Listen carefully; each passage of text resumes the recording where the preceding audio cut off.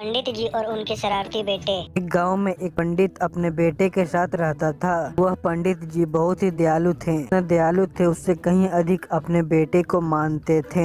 एक दिन उनका बेटा भोला अपने पिता से कहता है, पिताजी मेरे लिए मछलियाँ लेते आओ, मैं उन्हें पालूंगा। पंडित जी मछलियाँ खरीद ला देते हैं। भोला मछलियों का 2-3 दिन तक अच्छे से ख्याल रखा, टाइम से खाना भी नहीं देने लगा। यह सब देखकर पंडित जी को बहुत गुस्सा आया। पंडित जी ने भोला से कहा, जब तुम्हें मछलियों का ख्याल नहीं रखना था तो तुम मछली मंगवाया ही क्यों? पंडित जी के ये कहने से भोला पर कोई असर नहीं पड़ा और वह वहाँ से चला गया। कुछ दिनों बाद पंडित जी के लड़के को कुत्ता बहुत पसंद आया और वह पंडित जी से कुत्ता लाने का जिद कर दिया। पंडित जी उसके बातों में आकर उसके लिए एक कुत्ते का बंदोबस्त किए। 2-3 दिन तक भोला कुत्ते के साथ खेलता, उसके साथ घूमता रहता। फिर धीरे धीरे वह कुत्ते से भी बोर हो गया। वह कुत्ते को भी टाइम से खाना नहीं देता, उसका देखभाल भी नहीं करने लगा। एक दिन पंडित जी पूछे, तुम कुत्ते को टाइम से खाना नहीं खिला रहे हो क्या? तो भोला ने जवाब दिया, पिताजी मेरे एग्जाम चल रहे हैं, मैं एग्जाम की तैयारी कर रहा हूँ। फिर पंडित जी के लड़का एग्जाम में अच्छे नंबर से पास हो गया,